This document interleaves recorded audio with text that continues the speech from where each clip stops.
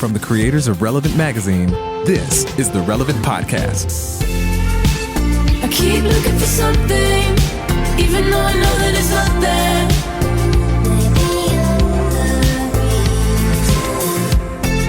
And every time I try to figure it out, you're the only thing I can think about. It's Tuesday, May 21st, 2019, and it's the Relevant Podcast. I'm your host, Cameron Strang, and here with me in our Orlando studios on the ones and twos, our illustrious engineer, my brother, Chandler Strang. Hello. On the Skype line from Loverland, Virginia, hanging on by a thread, Jesse Carey. Hello, hello. From Gatorland, Florida, Eddie Big Cat Koffoltz. What's up, everybody? And from Nashville, Tennessee, author, speaker, podcaster, cowgirl extraordinaire, Annie F. Downs. Good morning, gents. We are happy to be with you guys today. Jesse and I, late last night, returned from our annual trek in Montana. That's and right. I'm telling you, we barely made this one back. Yeah. I mean, Really? Yeah. Yeah, it was, you guys no, were you looking can't be more swarthy burly than in last those year when you pictures. almost got eaten by an animal that was chasing you. oh, that's true. Well, Jesse, you had another animal run in this time. I had a terrifying one. So I went for a run with a couple of guys, like a jog. And Like down the mountain. I didn't join them. I was reading a book. Yeah, we said, hey, drop us off at the top of this mountain, like 5 miles away, and we'll run back to the lodge, right where we're staying. But in order to run back through the lodge, you have to run through this little town that is basically a gauntlet of stray, wild, very mean dogs. And so with us, we had 1 can of pepper spray, just in case it comes to that, which no one wants to pepper spray anybody, especially a dog. Like, that would just be a horrible thing to do. But we get to the bottom of the hill where we've just run 4 miles down this hill, and we are like popping our necks. We're coming up with a game plan to John Wick it through the gauntlet of wild dogs. And Wait. Sorry. So am I imagining, I need you to theater of the mind me for a second. Am I imagining like a ghost town run by dogs? No. It's just a regular little town where there's like a general store and a little church and a couple of kind of diners, and that's it. There's not downtown. Just it's like dirt bunch roads. Of dogs. No. It's like dirt roads and stuff. There's like 3 buildings, and that's your town. Okay. Yeah. And then Okay. you go from that little area to the house, the lodge where we stay. It's just a 2-lane country road. Yeah. And every once in a while there might be a home, but the fencing is more for like horses. So it's like some barbed wire fencing with big gaps. It's and like stuff. theoretical. It's like suggestion fencing for a dog. So, right. For a So dog, like yeah. a dog, no problem. There's no fences basically. Well, and no. these families like live out in the middle of nowhere, so you have big outdoor dogs, and they're just kind of hanging out outside all the time. well, not I only was that. picturing that painting of all the dogs playing poker. Yeah. I was picturing that story. No, You're no. running through that kind of No, town. these dogs are sociopaths. an old timey West Town, no saloons. There was no. Okay, saloons. yeah, I was picturing a saloon full of dogs playing poker. But now I'm with you. These dogs are sociopaths, and I'm they still like picturing jumping that. through a barbed wire fence. They love it. They jump. Their hobbies. These dogs' hobbies are jumping through electrical fences, getting scraped purposely on barbed wire, and mauling people to death. Those are what these dogs like to do. That's what they do for fun. Though yeah. they've never mauled anyone previously. You just know. No. There's been lots of dog bites, and that's why they say if you go down the mountain, you got to have pepper spray with you because these Really? dogs. Yes, and so we come up to the first. There's a So group why of did 4 of you us. volunteer to do this? Just out of curiosity, just health like, and wellness. knowing that. Okay, fair. But it's Can't for you the run another adventure. way? Fair. You said okay, fair. Can I? All right, here. I'll say this. When we Give got up down so quickly, Chan. when we got down the mountain and we're like preparing to go through town, and we knew that there was all these dogs just everywhere waiting for us. I'll say this: we were kind of joking around, like this is going to be kind of exciting, trying to run the dog gauntlet. You know, the first big black pit bull we see that starts growling at us. That's when it's not fun anymore. Yeah, That's when it's like, okay, this was a mistake. So we actually bundle up real tight together, all 4 of us walking as one large human in the eyes of the pit bull. One of the guys stares him down and he holds up the pepper spray. You can tell this was not that pit bull's first tango with the pepper spray. Like he backed down. We're like, okay, guys, we're fine. Suddenly we realized why that dog backed down, because we had crossed out of his territory into another dog's territory. So we had gone through probably 4 or 5 dogs at this point and used various strategies to convince those dogs not to attack us. But it's like the end of a level of Super Mario Brothers where you come to boss dog at the end. Okay. No dog wanted to cross into boss dog's territory. This is how we know we're in trouble, Annie, and I swear this is true. We're sitting there and the dog is barking and growling at us. And there's a lot of horses everywhere. The dog jumps up and bites a horse, just to right show in front off. Of you? What? The dog bit a horse. Jesse. As he's staring at us, just to show I ain't scared of you guys. Watch me bite something. I'm going to bite something that's 10 times as big as me. And he bit the horse right in the belly. And the horse is looking at us thanks a lot, guys. Thanks for challenging him. So thank God, at that point, one of the guides that had been working at the lodge drove by in a pickup truck. We jumped in the back, got out of there. They said that later. That kid said later that when he drove back by the dog tried to attack the truck. The dog literally wanted to fight an automobile after biting a horse. I don't understand. Why do people want to own a dog like that? Because they live on a farm. Their land. It's wild country out there. But Cameron, I feel like that wasn't the only brush with death that we had. No, not even close. The main brush with death came on the last day. This is always the weirdest trip you'll go on. And we had a very chill few days. I'll just say it was the 3 days before we got to Montana. It was 80 degrees. And when we got there, the high was in the 30s. It was rainy. There was thunderstorms. It was snowing one day. I was not packed for this. So I didn't go out I didn't do a lot outside. I mainly question. hung out by the fire. Sorry to interrupt. Would there have been any way to find out the weather there? Or is it just, is this a special place where it doesn't Not in that work? part of the country. Dopplers. There's no Dopplers out This there. ain't Billings. I mean, Billings is your next day. That's They 2 don't hours know. away. They don't know out This is there. the plains. It changes day by day.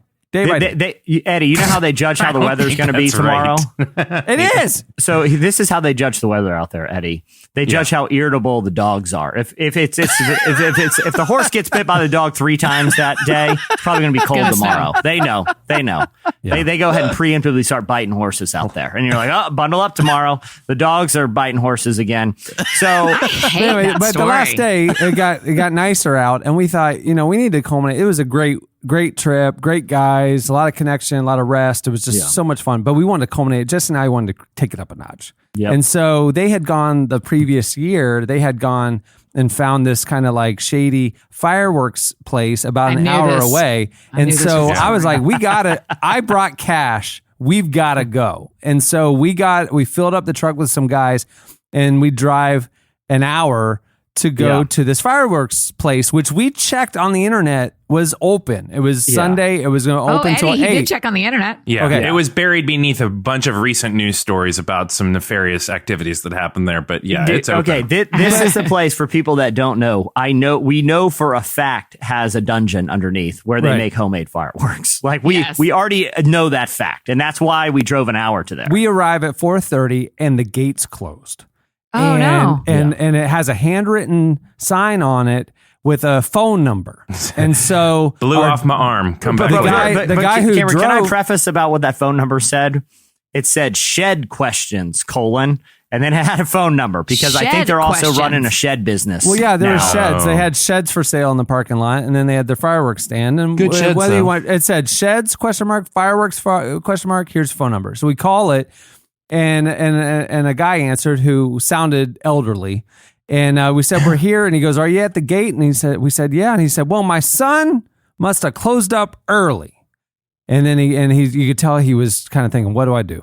So he said, "Do y'all want to buy a lot of fireworks?" And we're like, yes, it'll be worth your while. That's what he's trying to assess. Will it be worth my while to come back? And he goes, all right, well, here, let me tell you what to do. Go back over the overpass, back toward Hardin. And what you're going to do is you're going to see an old man on the side of the road wearing a red hat. That's me. No. Come pick me up. That's his directions. And so we Find drive old back man into in red Hardin, hat. and we come up on a guy wearing a red Donald Trump 16 hat. Had to That's be. like a country music song. And he was like I knew he 90 was wearing years that old. hat. He said, we pull up. He said, well, I was just out for my Sunday walk. There's no sidewalks, mind you. This is a country highway. He's just in the middle of the road by himself. And he's out for a Sunday walk. We then proceed to pick him up, and he said he needed us to take him to his house to get the keys. And so that's what we did. And then I jumped in the back of the truck, and Jesse rode with him. Yeah. So we drive to this old man's house. You jumped in the cab or the bed of the truck. Yeah, to make room for wow. Clarence. His name was Clarence. Yeah, it and was. as soon as we picked up Clarence to go to his house, I jumped out of the truck and I said, guys, please let me handle Clarence. And I jumped out and I looked him in the eye and I gave him a $20 bill right there. I said, Clarence, we're here for real business today. We want the good stuff. He slipped it in his pocket and started laughing. He's like, oh, I'll take care of you. So we were leaving his house and so Cameron and it was you and Phil in the back, right, Cameron? Yeah. And then you and Prop and Odd Thomas in the truck. Yeah. So we're in the truck with him. And he starts regaling us in one of the guys is the guy driving the truck, like our guide, is wearing like a South Carolina Gamecocks hat. So apparently this guy had a lot of relatives that hailed from South Carolina. And he starts telling us about all the war veterans in his family and how they've heroically served the country. He then looked at Prop and he goes, now here's the bad part. Oh boy. Some of them were fighting for the South. Yeah. He's my gosh. He's like, Sweet Prop. He's like, a couple of them got beat by Grant and ended up going to prison down there. And remind you, he's talking about the Civil War here. That's how old this guy is. Yeah. That he literally had relatives that he knows that fought in the Civil War, ironically for the South. Prop was a pretty good sport about it. Was he? Yeah. So we he get was. back to the fireworks place and we go in there. He's turning on the lights and everything. And we go in and we immediately go, do you got any illegal stuff? And he goes, well, we got some stuff we make here. And we keep it behind the counter. And he pulls out this Ziploc bag of handmade, what looked like bombs. Okay. And we go, what do those do? He goes, well, they're And if tannerite. it looks like a bomb and it does explode and it's homemade. And he goes, well, you want to see it? Here, I'll demo you one and come out with me. And so he takes this tannerite bomb. And he's 90 years old. He's shaky hands. At this point, propaganda is just walking down the road towards home. He's done. And so we just go out and we're standing right in front of the door. In front of there's a sidewalk right there. And we're just there and we're waiting to go. Where are we going to go out in the field? Whatever. He's standing right there next to us, lights it in his hand and rolls it about 6 feet away from us just so we can see the explosion. And it was like, like this concussive explosion right there. So then we go back in and Jesse looks him. Then Jesse It's looks a nice him, weekend together. Jesse looks him dead in the eye and he goes, where's the good stuff? And he literally looked to his left and his right. Like, I don't know if I should tell him. And he goes, well, that stuff's downstairs. And he goes down and turns on the dungeon lights, and sure enough, Did y'all tell him you'd already been down there No. the year before? No. And he's giving us a tour of the stuff that shouldn't have gotten through customs. He's like, this is the stuff that was overpacked, and most of the stuff gets rejected at customs, but this stuff slipped through. So on one hand, it's illegal, but on the other hand, it got through customs, so it's kind of legal. And that's what he's telling us. So he's telling us a tour of it all. And he goes and he points to this one thing and he goes, this right here, these are 3 times more powerful than what we just did. And these right here are 2 times. And Jesse, of course, is egging him on. Can we see the 3-time one? Can we see the 3-time? All right. And Cameron, I'm sorry to interrupt again, but the idea that getting something through customs is the basis of legality. Like, all right, well, I've got a dozen throwing stars through, so yeah, it's legal now. I can do that. It's just amazing. So then we go back outside and he's got this 3 times more powerful thing. Again, he's 90 years old. And we go stand where we were standing the first time and he goes, well, we got to move away from those glass doors right there. Last time I did this, I've blown those out 3 times. And we're like, oh, okay, after one time blowing it out, how do you blow it out the second and third time? Right. Anyway, so we go around the side of the building and that's where Jesse starts getting really concerned. I am, because this man cannot move very fast. He looks like he's tangoed with his share of dogs in his day, and they've taken the toll on the poor guy. He starts to light one, and he goes, I think this one might be broken, but let's try it. He does it, he lights it, he puts it on the ground, and he starts hobbling away. Cameron and the guys are not a safe distance, because there is no safe distance with these types of explosives, but at a distance where I'm like, I might have to jump on Clarence here, like in a war movie, like a guy jumping on top of someone for shrapnel. We're not gonna let this old man die right here for us today. You know, he ended up his Sunday morning walk for this. That thing, he set it off wrong, and it came my back is turned, running away from where the explosion's supposed to be. It comes blasting over my shoulder and hits what appears to be a fuel container in the parking lot. On the other side of the parking lot. It went and just flew off and hit where the cars were, and it turned out to be a water container, and it didn't detonate. So then he's like, oh, I'm so sorry it didn't detonate. Let me go get another one. And so go gets another one, and the stick's broken off of it. So he just figured he'd turn it upside down and stick it in the ground. and he goes and lights it. And then Jesse is literally like, hey, Clarence, I'll light it for you, whatever, because he's over there hobbling, got a shaky hand and stuff. And it's not even ground or anything. So Jesse's trying to help him, and Clarence lights it, and they hobble away. And I'm telling you, this thing was a bomb. Dirt and mud was flung 100 feet in the air. It was unbelievable. It was like a war movie effect. It was incredible. Yeah, it was like Saving Private Ryan when like the grenades are going off on the beaches of Normandy. It was great. Like we are sitting there, and half of us are like, you know what? We drove an hour to get here.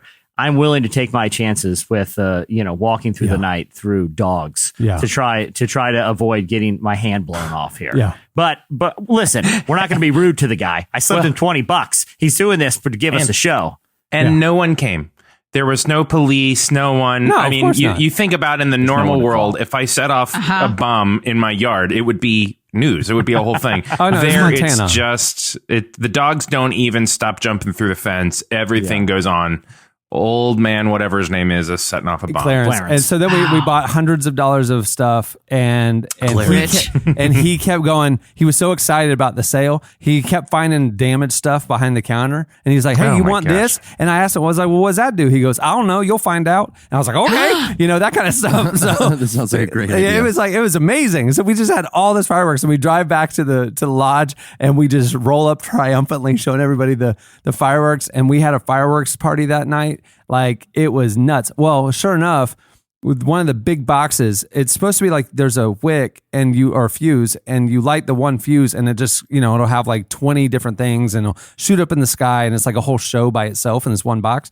Well, one of the damaged ones was missing the fuse.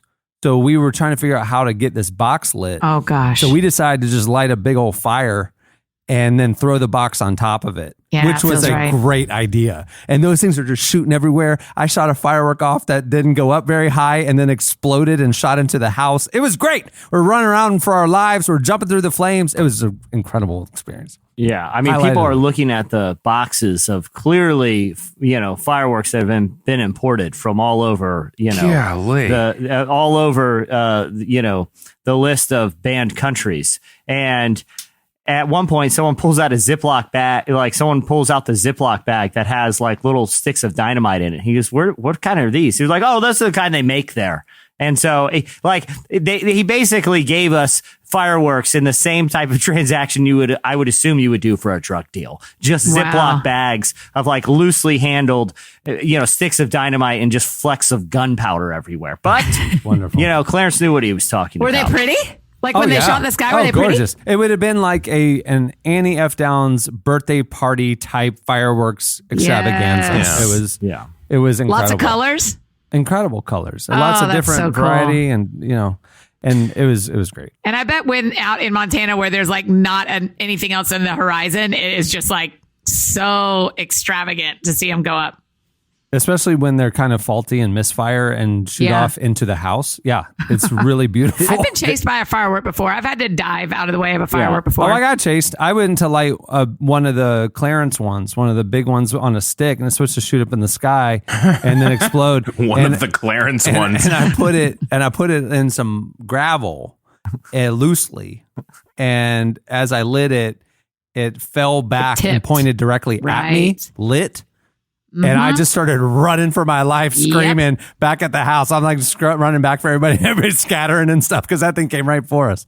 But that's how my experience. Annie, I don't know if the objectives was really beauty. I don't think that's what Clarence going for. No. I just want to know if that was a secondary advantage to you building a fire and throwing fireworks into it. After we were after we had lit and saw the pretty ones and stuff, then all of a sudden we bought so many. People started like zip tying and duct taping fireworks together like making mega explosions and stuff. That was a lot of fun. I would say 100% my life hack for 4th of July is buy, the big boxes that you can find in the store that you always wanted as a kid. Yeah. Like the combo pack. It's like a bunch of different ones and they're vacuum sealed. Lay it on the ground and set the box on fire and see what happens. We do it every year and it is absolutely terribly dangerous and it is so fun. Is it legal to buy fireworks in Florida? You know what? That's an interesting question. Yes, it is. You can buy some fireworks in Florida, but they're lame-o. You really got to head up north to get the good stuff. You got to head to Clarence's, really. Clarence is the one. And you can get it all through customs. No problem. Like Clarence was almost like Clint Eastwood and the Mule. You know, like no one would suspect that this old man is the country's most prolific illegal fireworks smuggler. That's but somehow right. he had a basement wall to wall with them. Except that everyone would expect that. It's one or the other. We definitely got the impression that his son is the mastermind and the ringleader of this thing. And Clarence is maybe Clarence started it 50 years ago, but his son has taken it to another level. And Clarence isn't quite sure all that they have. You know, So, I at some point, his son made the decision to dig out the bottom and create a firework lab, Gus did for Walt White. You know, like under the laundromat is where the real business happens. That's how this fireworks stand is. Like, you can get the sparklers and the poppers upstairs. Yeah. You want to get the military grade stuff. You got to be willing to go down to the dungeon, and not everyone who's gone down there has come back. I mean, there was one other customer there while we were there, and he got $40 of stuff for his kids and stuff. Clarence didn't tell him about downstairs. I mean, this is a special access situation. So once y'all opened it up, someone else stopped by to shop. Yeah, I was like, hey, look for Clarence. Look at Clarence. We got him more business. Yeah, and Clarence kind of gave us a look like, play it cool, guys. Play it cool. Right. Like, don't let that, Well, we have a great show in store for you today. Coming up later, we talked to the Japanese house. Tyler Huckabee is going to join us to tell us about his conversation with Amber Bain about how she overcame personal struggles. And that led to the creation of her acclaimed debut album. It's called Good at Falling. Well, with that, let's move the show along. Stay tuned. Up next, Be Slices. So will you wait for me? Will you wait for me? Will you wait for me? My evergreen.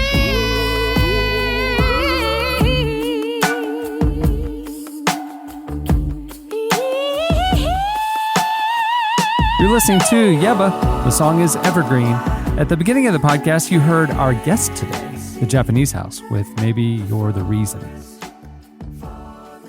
Well, today's show is brought to you by Samaritan Ministries, a healthcare sharing ministry with over 250,000 Christians caring for one another's needs, from broken bones to cancer, pregnancies to organ transplants, all without the use of insurance. It's the time of year that people start planning vacations and getting outside more. That means wherever you go, whatever you're doing, everyone wants the comfort of knowing help is there if something goes wrong. If your current healthcare option has gotten out of hand with crazy prices and difficult network restrictions, why not ditch it for actual health care with Samaritan Ministries, a growing community of Christians that send financial gifts and pray for one another throughout medical needs. In this way, Samaritan members care for the whole person, physically, spiritually, and financially. Plus, there's no restrictions at Samaritan Ministries as to when you can join or even which doctors you can see after you join. If you'd like to learn more about how you can be part of this ministry helping each other with health care, visit SamaritanMinistries.org/relevant. Awesome organization. Okay, it's time for Slices. What do you have, Jesse? Okay, guess what, guys? We got a twofer, and I don't care. You can go ahead, Eddie. You know when I realized you were always going to have a twofer? When I looked for the first time in my life at, apparently the Relevant Podcast has a lovely store of merchandise, right? And there's a mug that says we've got a twofer. I thought, oh, I see.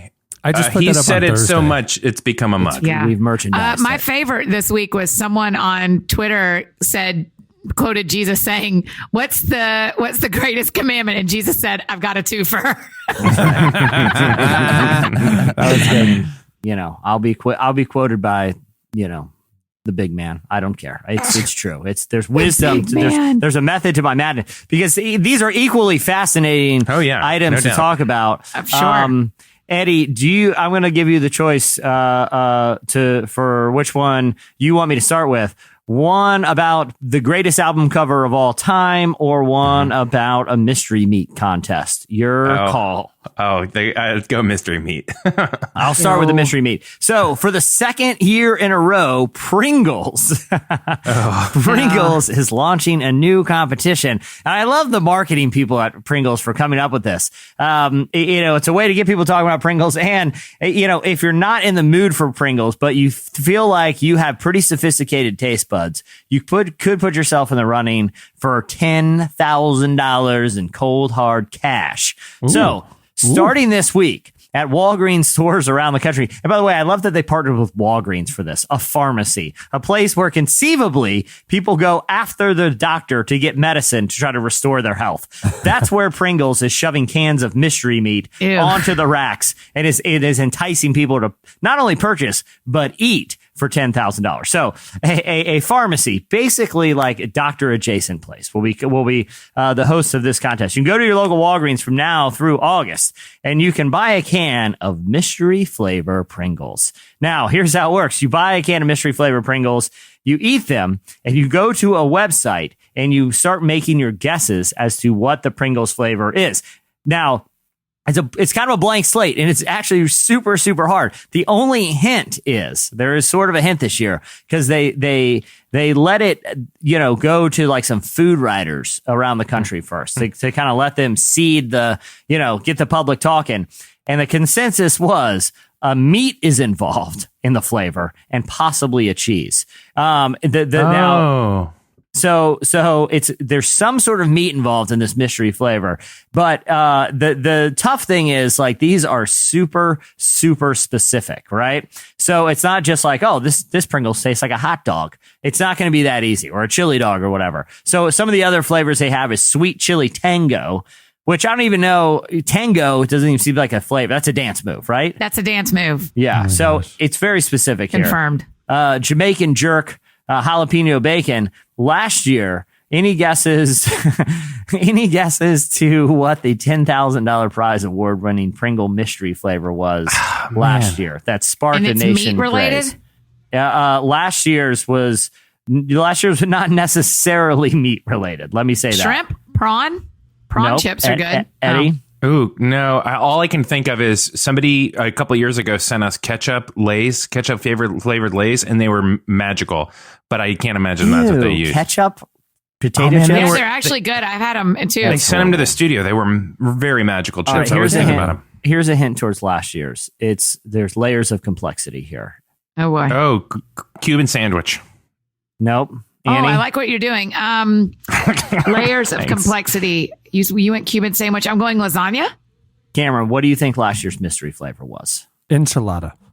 You guys are... Cameron, you're actually the closest. It was 7-layer dip last year. Dude, I bet that's so good.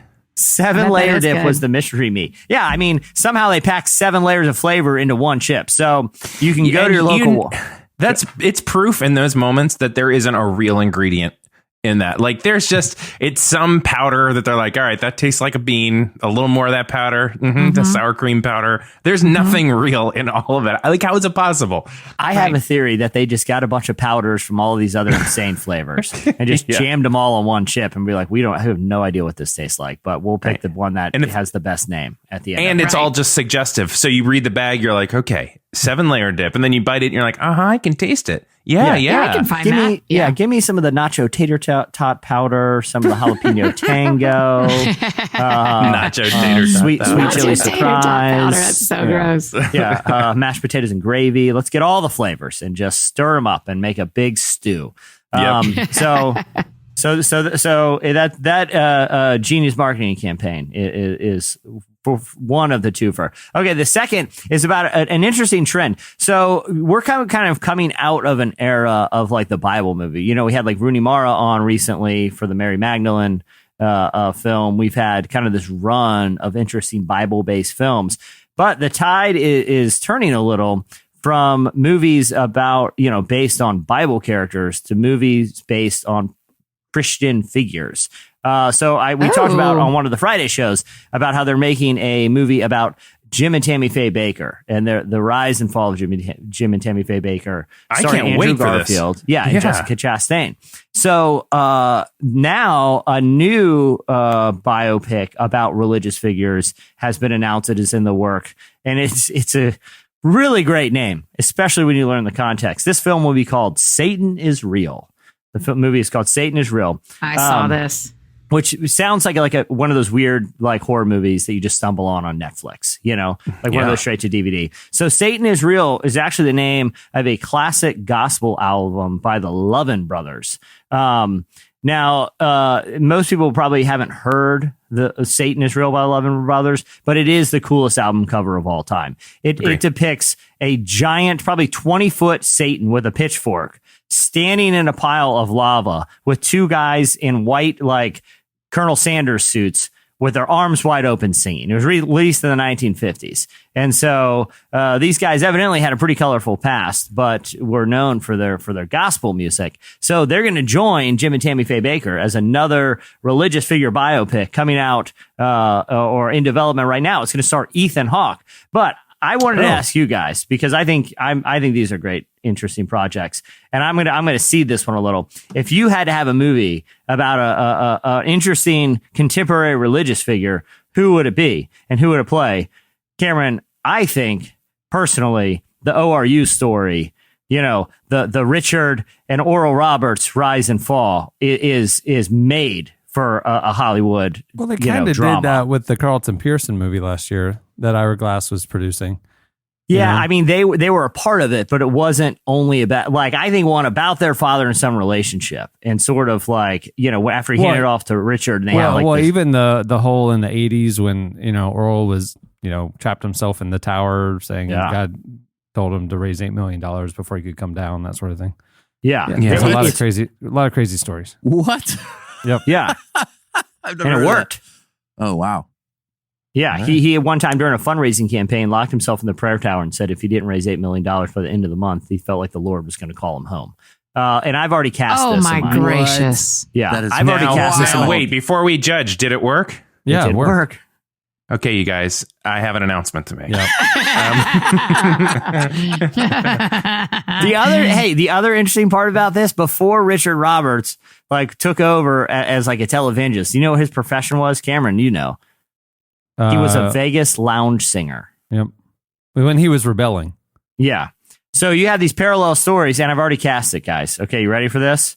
Oral Roberts, obviously, will be Daniel Day-Lewis in, the old man face. Yes. He's retired. You're going to get him to unretire for this, to come out of retirement. Are you going to get Paul Thomas Anderson to write it?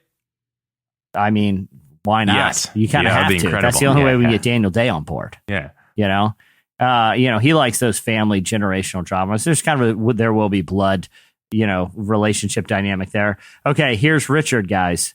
Hugh Jackman. Here's why he's a song and dance man. Slicking that hair back, doing his, what was that horrible dancing, singing movie that everyone liked? You're the He's worst. done several, but no, you're the worst. You're talking about Greatest Showman. Exactly.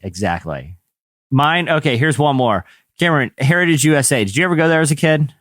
Yeah. They had a water park, didn't they? Yeah, we talked about this literally a week ago. Okay. Yeah. This is this is like a high school summer camp movie, like Wet Hot American Summer, Adventureland, kind of the stereotypical, except it's a lifeguard at Heritage USA. The summer workers at Heritage USA. And so you see the lens of the whole Tammy Faye and all that empire, but through the lens of a kind of basically a youth group college kid. Exactly. Working. That's interesting. Yeah. Zac Efron in there. I mean, it's perfect. Yes, that's kind of the head, bad boy lifeguard. Like he's too muscly. He's too muscly. I wouldn't buy him as like a church guy. You know what I mean? He's too good. Who would you? I mean, if Jesse Eisenberg hadn't already done Adventureland, he's the kind of guy. You know? That's right. A little kind of nerdy. Not a church guy that does like P90X and is really like ripped and all that. Like that guy. It needs to be someone who's plausibly currently homeschooled. Yeah. Like I could. Who'd be great in this? Who'd be great in this is Jonah Hill. My gosh. Jonah Hill. Foul-mouthed Jonah Hill. Like I would watch him in this movie. But old school Jonah Hill, just let him really run wild. Yeah. You know what? Let's just bring him a Michael North Korea movie level Jonah Hill. Yeah. Like the high school one. What was that? Yeah, super bad. Let's just bring Michael Cera and Jonah Hill back together for a movie where they're lifeguards at Heritage USA. I would everyone would see it. It's great. It's got multiple layers. It's a 7-layered Pringle of layers and flavors.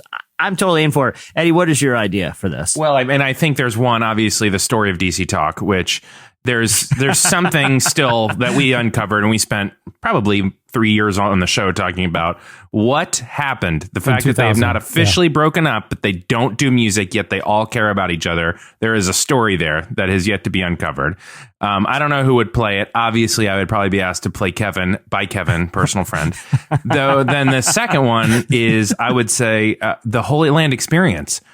A comedy about the Holy Land Experience, the theme park in Orlando. We've talked about this, about the theme park in Orlando, and like how it happens. Like I feel like it's a Christopher Guest movie with the backstage of like all of them coming out of character, and like Jesus is just like super frustrated because like there was supposed to be water out there that he's supposed to change into wine, and there wasn't, and he's just having a tirade. Like that's a funny movie. Christopher Guest movie about the Holy Land Experience. I'm down with that. Like the workers from the Holy Land. That's Experience. a funny movie. I would see that. I have a different idea for your Holy Land one. Okay. We need to. John C. Reilly and Will Ferrell struck out in that Watson and Holmes movie. We need another vehicle for them to, and it's gonna have to be. It's gonna be a hard R like Step Brothers, but they are two reenactors at the Holy Land, and things get wild. I would watch. I would watch John C. Reilly and Will Ferrell play Holy Land employees. I mean, these are all gold ideas. You know? Yeah. With a Mark Wahlberg coming in there every once in a while to do a little bit of his thing. You know, they're all like, other than DC Talk, they're all touching on the televangelist era of Christianity. That's interesting. Yeah. It's as if there's something very comedic about it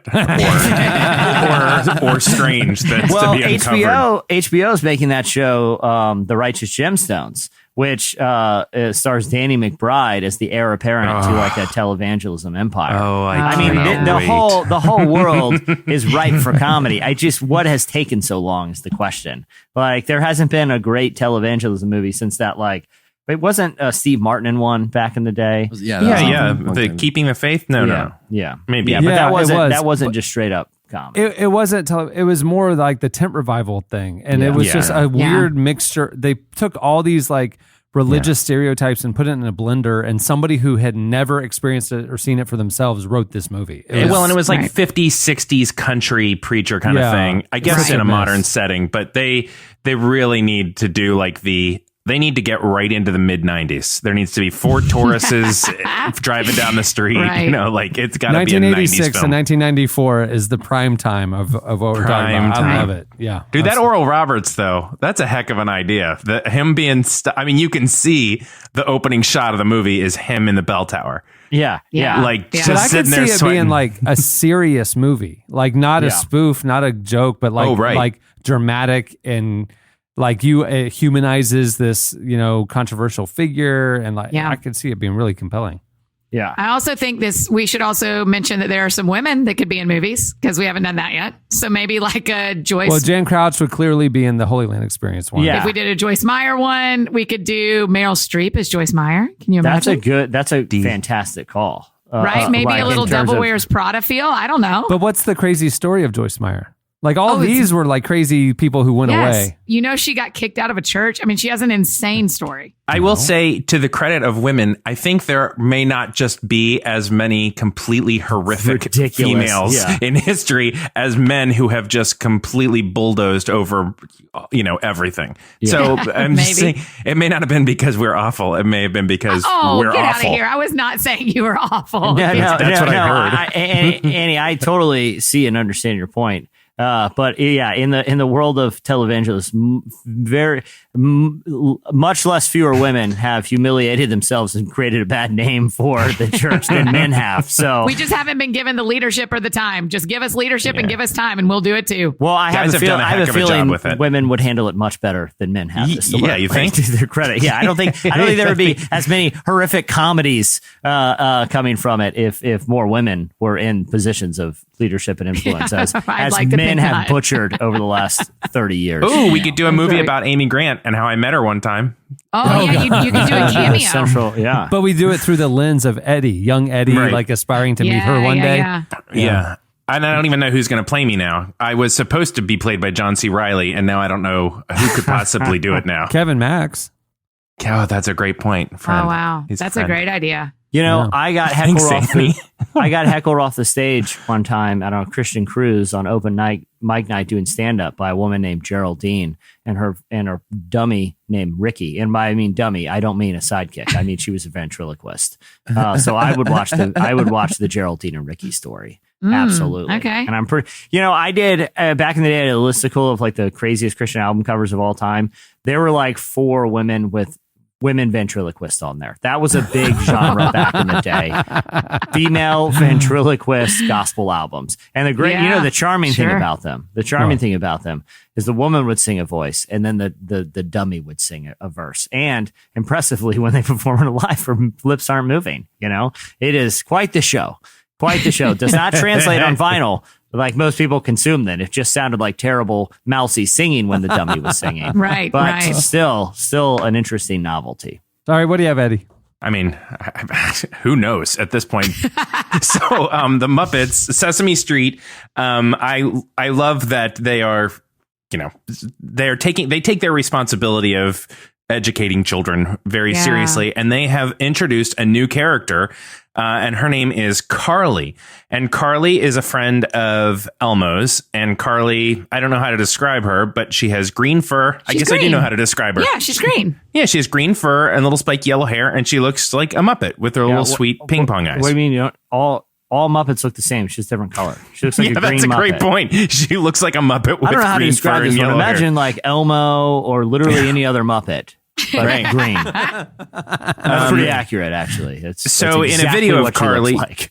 Carly's episode is coming up, but in a video of Carly's foster mom explains to Elmo that Carly's mom, the biological mother, is having a hard time and that they will keep her safe until the mom can take care of her again. And so what Sesame Street is doing is, in honor of May, which is National Foster Care Month in the United States, they have brought in a character that has that is in foster care to teach Elmo and to teach kids about kids in foster care, which is really interesting because my daughters are just learning about it because they go to public school and they hear kids' stories and they chat about it, and almost every single day. I mean, you know, Cameron, you must have this as well. Like, they get in the car having been exposed to something new in the world and they have questions about it. And I just appreciate Sesame Street because they are bringing in a new character, Carly, and also Carly happens to be really funny and fun. So it's not just this like terribly sad story.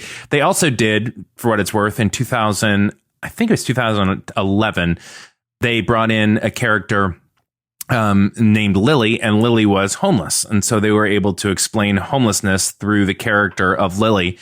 Yeah. What a special show. I love it. Listen, it is I so have magical. Another underrepresented group that could be immortalized by Muppets. And that is weird televangelism couples from the 90s. I could see it. It would be very easy to make the eyeshadow. I mean, they're basically, a lot of them already dressed like human Muppets anyway. So these would be very easily translatable to the Sesame Street screen, and they would really tease up maybe some sort of cross promo for these films we're working on, because like I said, they basically dress like Muppets as it is. So it really is. So I was one of the big churches here in Nashville actually just did, because it's Foster Care Month, talked about it on Sunday and really challenged their congregation. They were like, 70% of the kids in our county are fostered outside of our county because there aren't enough foster families.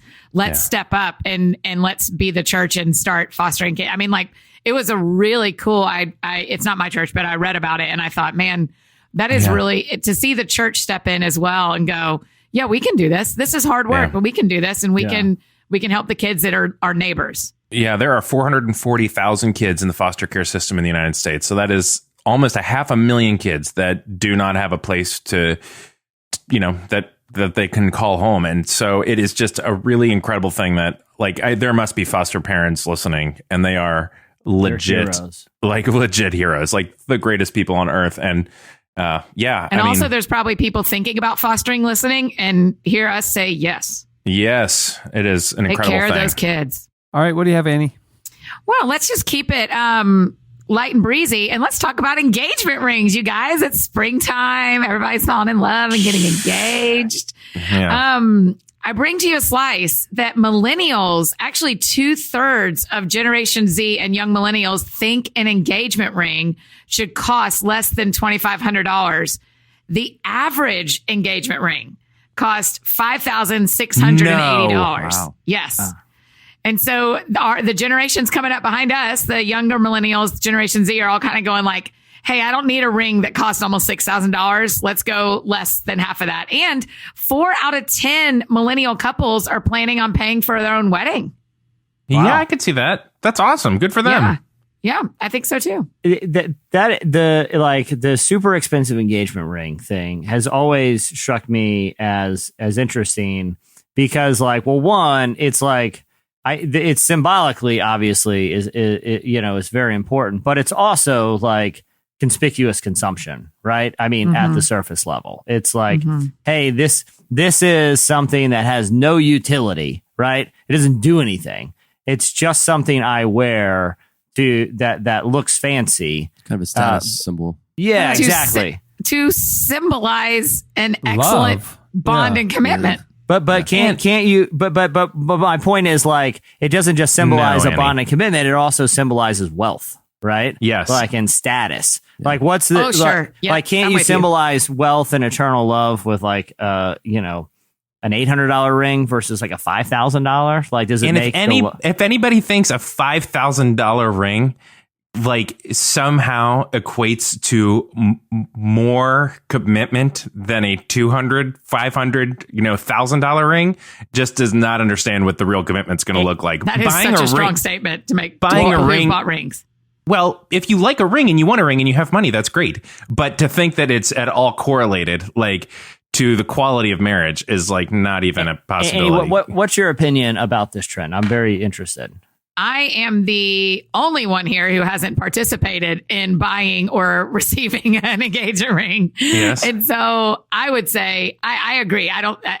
When I get engaged, I am not looking at the size of the ring to determine the yes or the no in the story. Yeah. But I'm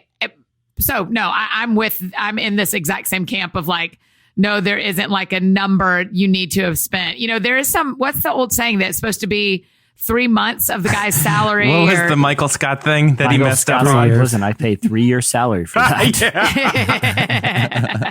Oh, that's right. Michael Scott, great with his personal finance. Yeah.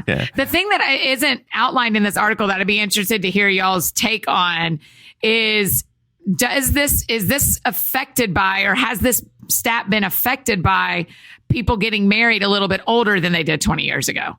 Is that why more people feel like they independently are going to pay for their wedding? Is that why they don't want to spend money on an engagement ring? Is that a factor here? Funny, because the engagement ring doesn't make as much sense to me, because I bought a ring that was very appropriately priced for a 24 and 23-year-old who had just gotten out of grad school and had zero money. It was like, okay, well, that wasn't irresponsible, but that was also the most expensive thing I've ever bought.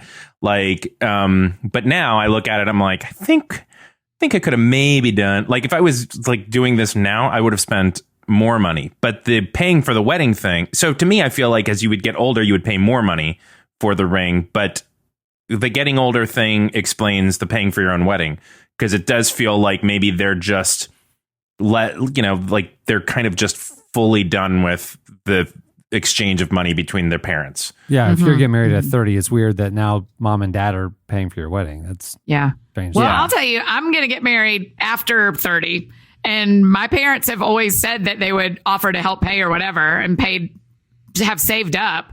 And I think it'll be an interesting conversation of like, I'm almost 40, or I am 40, depending on when I get married.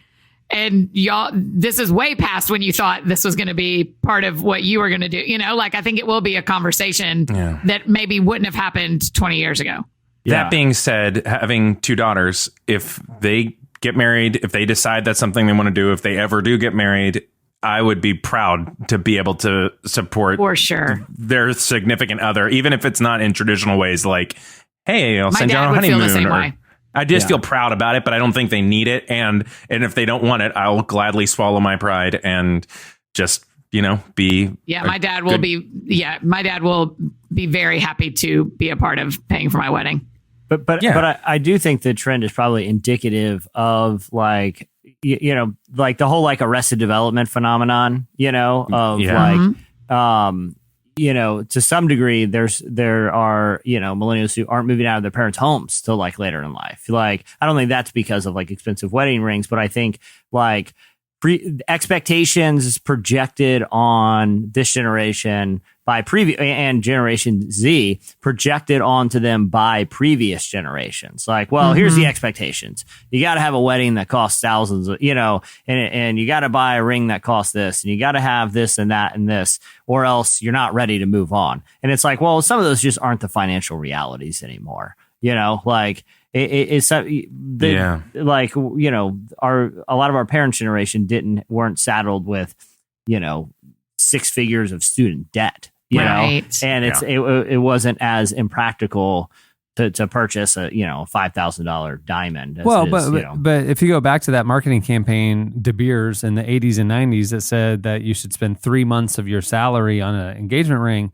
If you look at that, I mean, and let's say $6,000 right now, it's somebody making $24,000 a year. That is absolutely insane that industry would have suggested that. If you look at the number now, 5,800, whatever you said, and everybody's waiting later, and let's say, you know, when you're in your 30s and you're getting married now, maybe you're making $50,000 a year. If you're going to spend $5,700, that's like 1 month's salary. That's 10%. Yeah, right. So it's actually more like economical. It's more, you know, like all the things that we're saying from a value standpoint. You know, it's just like the sticker shock of that huge, you know, whatever. But I mean, if it's proportionally less of your salary because you're older now and earning more, I mean, it's better than spending it when you're making $24,000. I would rather receive something that is actually usable. If someone's like, listen, obviously I was on the other side of this, but if it was like socially normal for the woman to give the guy a piece of jewelry, right, or they could buy like a jet ski of the equivalent value, I'd be like, yes, we'll get married. Thank you for the jet ski. This is awesome. What a gift. What a gift. 100%. Women should propose with jet skis. I'm saying if women propose to men for an item that's going to cost thousands of dollars, I don't need something I can just. I don't need or if I have to like choose a Segway.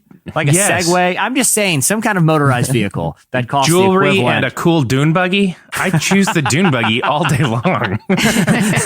This dune buggy will be the symbol of our eternal love. And it's like, yes, it will. Yes, it will. And I do love you. You do know me. You truly understand me. You're the only person that's ever gotten me.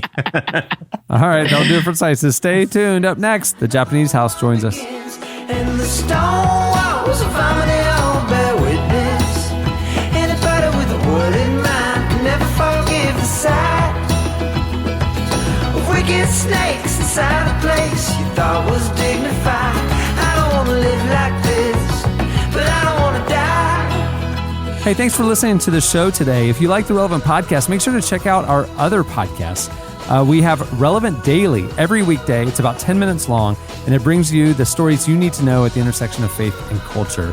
It's kind of the most trending stories that we're covering each day at Relevant. Check it out. Subscribe wherever you get your podcast.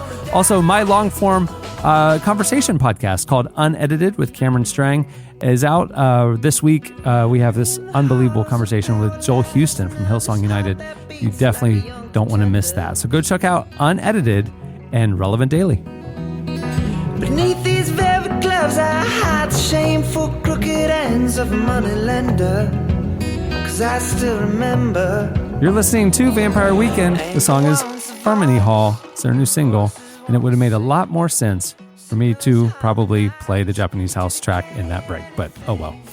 Amber Bain is a songwriter and artist who performs under the name Japanese House. She's drawn critical acclaim for her debut album, Good at Falling. Incredible. In a conversation with our very own Tyler Huckabee, she opened up about a dark period in her life that led to the creation of the album, the personal realizations she had along the way, and how songwriting has ended up being a form of therapy for her. It's a great album and an emotionally honest interview. Tell us about it, Tyler. Yeah, well, I think you guys know I'm a big Japanese house fan, so I was really looking forward to this conversation, and it didn't disappoint. I was super pumped that Amber was willing to talk to me kind of about the circumstances that led to this album as she was. As we were talking, she talked about she referenced a dark period in her life that was involved in the creation of this. So I asked her to delve into that a little more specifically, and this is what she said about that. It's all about relationships, whether that's my relationship with someone else or my relationship with myself. And as I was writing the album, it's a time where my relationship with myself completely changed, or at least I acknowledged that I had to change it. Well, I think, I recognized that I actually probably hated myself quite a lot. There's a song called Everybody Hates Me on the album, which when I originally wrote was it's basically like a hangover anthem, because it's the feelings that you feel when you're hungover. You wake up and, that's how I feel pretty much every day, be like, oh, I've ruined my life and everyone hates me, I'm just a piece of crap. But actually, everyone didn't hate me, I hated me. And that song's still very much about my relationship with alcohol in a way. But actually, it's more of a commentary on how I feel about myself. I was making myself feel like that every day.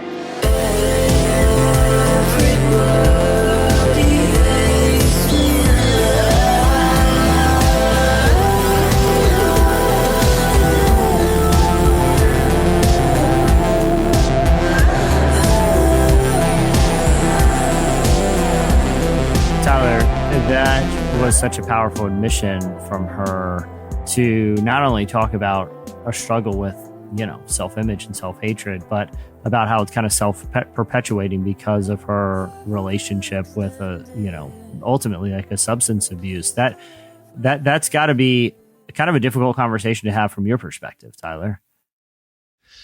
Well, I was surprised because a lot of times people who struggle with alcohol or substance abuse will sort of dance around it in these interviews. But Amber was very, very open about the complications that she's had, the complicating relationship she has with alcohol, and the ways that she's trying to address that, and the ways that she's been trying to overcome it. And so a question that I had for her was whether or not being as honest and as vulnerable as she was on this new album on Good at Falling was actually helpful. Was this something that helped her get into that struggle and maybe find a way through it? And here's how she answered that question. I think when I first write, I don't feel the initial effect of writing songs being therapeutic. I don't feel that at all. But I think there must be some positive effect in the long run after having expressed something, because I'm very good at squash. Actually, am I good at squashing my emotions? No, I am. I don't like to deal with things head on very often.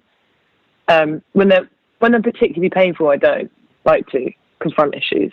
So I guess there is something positive about writing a song and confronting it, but I don't enjoy the process and I don't feel good afterwards. I guess it's when I go to therapy, I don't feel catharsis or any sort of release afterwards. I feel worse. But I guess it's when you're exercising, you're after you start exercising for the first time in ages again, your body hurts and everything hurts afterwards. But in the long run, you're doing good for yourself. That's the only way I can sort of describe it. I think I've definitely had that. I've had that experience with therapy and counseling a number of times where you go in hoping that this is going to help you feel a little better, but it ends up when you leave, because of all the excavation you've done on your emotional health and your mental health, you end up feeling worse. And so I admire her for being as honest again as she was about this idea that writing about these things, it'd be easy for her to say yeah, this helps me process what I'm going through. But in actuality, at least initially, it doesn't. It actually does the opposite. That's been my experience with exercise as well. No, but that's why I just avoid it entirely. I squash my physical need for making my body healthy. I squash it. I just eat cheeseburgers for $5. No, but I do feel like that's honestly for a lot of people a really healthy way to look at mental and emotional health issues, whether it's something like addiction or self-image, to it's like we've kind of I think Jamie made the analogy recently in a conversation you were having with him, Cameron, where it's like, look, if you break your arm, you're fine going to the doctor. If something isn't feeling right mentally or emotionally, you should be able to seek treatment for that. And for her to kind of associate therapy with a hard workout, I think it is a very healthy way to approach that topic. Yeah, I agree, and I think it was interesting because what I told her then is that I feel like whether or not it's been helpful for her, there's definitely a lot of examples of people who listen to music like this and it helps them because even if it's not necessarily therapeutic for you to excavate these feelings on paper in a studio, it's definitely helpful to hear them and to know that in some ways you're not alone, that other people out there are struggling with these same issues. And when I told her that, this is how she responded. I'm glad that that you feel that way. That makes me happy. But and I guess it works the other way around too, because when anyone likes my songs or comes up to me and says like, "Oh, this," I feel that, like it's working the same way for me. Like I'm like, "Oh, there's other people that feel the same, that haven't figured it out." And I guess that maybe that's a way in which writing is therapeutic, is other people's reactions to it make me feel better about my life. So I thought that was a nice, it was a positive full kind of a 180 there for her to realize that there is something useful sometimes, at least about recognizing that other people listening to her music means she's not alone too. And I think it's a really powerful album. I've been listening to a lot since it came out, and I'd encourage y'all to go check it out. Yeah. It's Good at Falling from the Japanese House. There you go. And also there's a feature on the Japanese House in the new issue of Relevant if you want to go even more in depth in that conversation. So check it out. It's on newsstands nationwide, and also you can view it at relevantmagazine.com. Thanks, Tyler.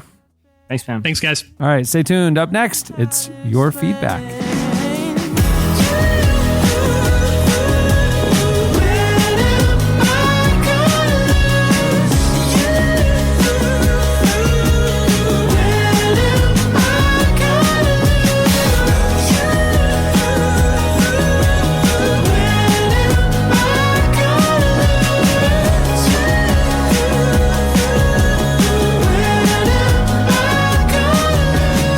Listening to Local Natives. The song is When Am I Gonna Lose You? Well, last week we asked you to tell us about your youth group or mission trip stories gone wrong. We got talking about street evangelism that maybe didn't land the way that the people might have thought, and some things went a little left. And we thought, well, if you grew up in the church, you probably went out on missions and outreaches and stuff, and we want to know your stories. Here are a few of our favorites. I like the spirit of Allison's old youth leader. I like where his head is at. I think he just overestimated his youth group goers, because he said his high school youth group leader decided to have a youth group meet on Friday nights. So it's typically Wednesday nights. When I was growing up, that was the standard. But this youth leader wanted to reach the community. So he's going to have the youth group meet on Friday nights in the middle of downtown. And by this, I mean the office space that is essentially between two bars. The idea that it would draw kids in who wouldn't be interested in a church group. That's exactly what people out on a Friday night bar hopping are doing, is wandering into random old office spaces to see if people are praying in there. Like it's misguided from the get-go. I think this youth pastor... And if it's youth group, I mean, the people going to bars would be age inappropriate to join your service. Right. What are they going to come and confess? I think my theory here is Allison's youth leader likes to go out on Friday night and just saved him the drive after church. Like he's like, all right, kids, great tonight. And he's, party time, he's, time to pregame and, while you get parents come to pick you up. Okay. He said this mission was accomplished, but an unanticipated consequence. So I guess some non-church kids were wandering into this office space. But the unintended consequences included church kids enjoying unrestricted access to drugs, alcohol, and more than one of us climbing out the window to get on the deck of a very popular bar next door. My sister and husband are now the youth pastors of the same church, and we still shake our heads wondering how anybody thought this was a good idea. Needless to say, they're back to meeting at the church. I mean, good.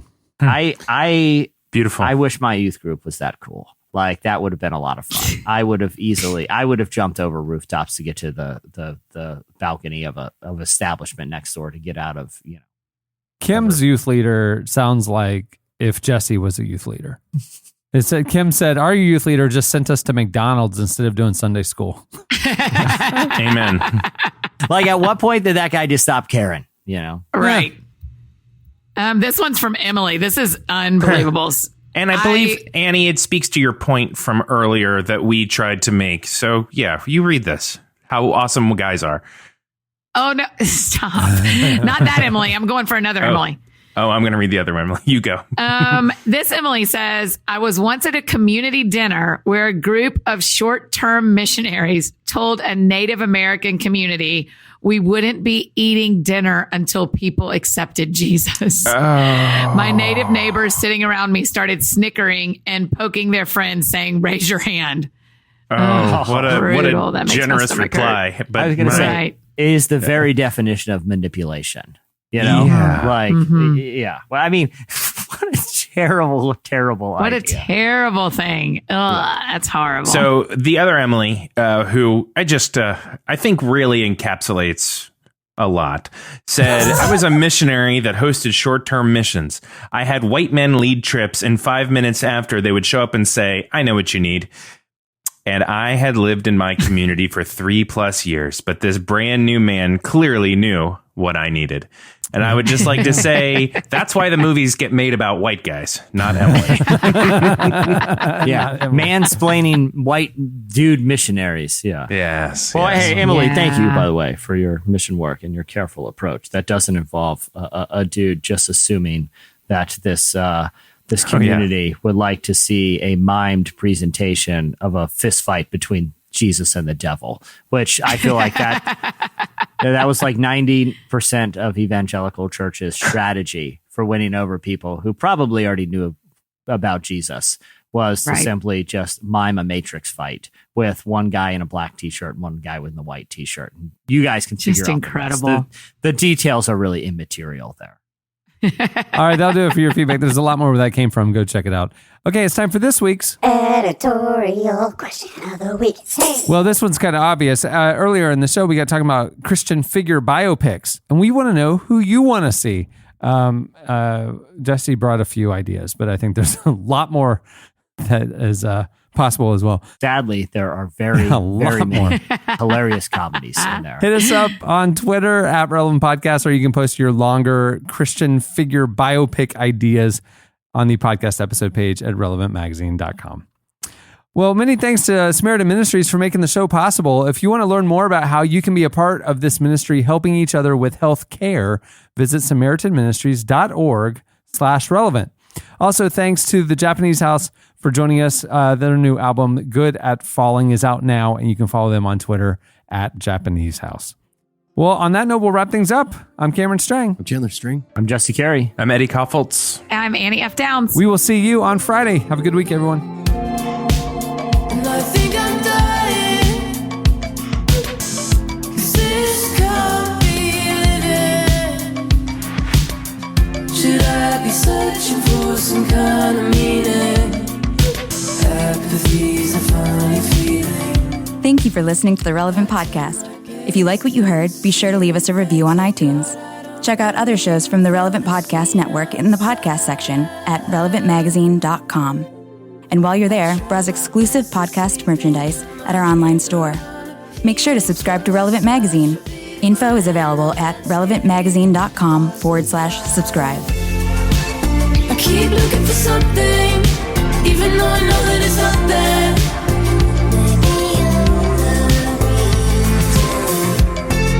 And every time I try to figure it out, you're the only thing I can think about.